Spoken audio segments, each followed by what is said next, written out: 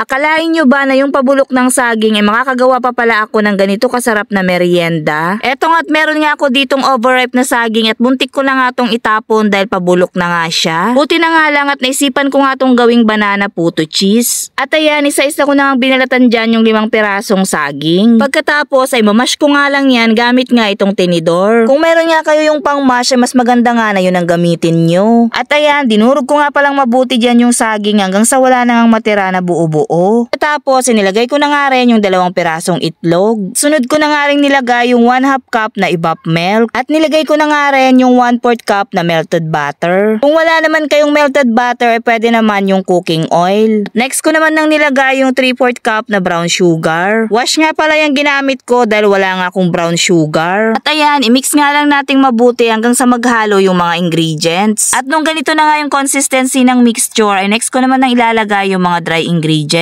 Sip nga lang tayo dyan ng 1 1/2 cup na all-purpose flour. Maglagay din tayo ng 1 teaspoon na baking soda at 1 teaspoon na baking powder. Naglagay na nga rin pala ako ng konting asin. Salain nga lang nating mabuti para walang buo-buo na masama sa ating mixture. At para na rin ma-make sure natin na smooth talaga yung kakalabasan ng ating puto cheese. At ayan, after nga nating masala sa strainer, ay haluin nga lang nating mabuti hanggang sa ma-absorb nga niya yung mga dry ingredients. Kung meron nga pala kayong cinnamon powder, ay pwede nga rin kayong maglagay pero optional nga lang yon kung gusto nyo lang naman. At ayan, isa-isa ko na nga rin palang inayos dyan yung aking mga puto molder. Pagkatapos ay isa-isa ko na nga rin nilagyan ng mixture. Huwag nga pala nating pakapunuin dahil aapaw nga yan. Anyway, hindi na pala natin kailangan mag-grease ng cooking oil dun sa puto molder kasi naglagay na tayo kanina ng melted butter dun sa mixture. At ayan, after ko malagyan lahat ng mixture yung mga puto molder ay sunod ko naman nang ilalagay sa steamer. Wala pa rin nga akong steamer kaya ito munang electric cooker ang gagamitin ko. Bali, steam ko nga lang pala yan ng 15 minutes. Nung mga 14 minutes na ay naglagay na pala ako dyan ng cheese. At ayan, quick melt pala itong nabili kong cheese kaya naman saglit nga lang ay nagmelt na nga yung cheese. Pangit na tuloy tignan dahil natunaw na nga yung mga cheese sa ibabaw. Kaya naman isa-isa ko na nga dyan na hinango pagkatapos ay sinalang ko naman na yung second batch. At nilagyan ko na nga pala ng tela yung takip para nga hindi malagyan ng tubig yung ibabaw. At ayan, after nga ng 15 minutes, tignan nyo naman ang ganda ng pagkakaluto ko. Nag-toothpick test na nga rin ako dyan at ayun na nga wala nang dumikit. Kaya naman isa-isa ko na nga rin nilagyan ng cheese sa ibabaw. Feeling ko nga itong second batch ay mapaperfect ko nga yung pagkaluto ko. First batch kasi nakita nyo naman natunaw talaga yung cheese sa ibabaw. Eto na nga, natunaw nga rin yung cheese pero hindi naman masyado, hindi tulad nung kanina. So eto na nga, hinango ko na nga at papalamigin ko nga lang yan bago ko i-unmold. Kahit ganyan nga na hindi ko masyadong na-perfect yung outcome niya pero wag kayo, na-perfect ko naman yung lasa niya. At tignan nyo naman, napakalambot at siksik nga yung laman. Walang halong biro, masarap talaga itong ginawa ko. First time ko ang gumawa nito at masasabi ko talagang na perfect ko yung lasa. Gusto nyo nga rin tong itry, gayahin nyo na nga lang itong recipe ko.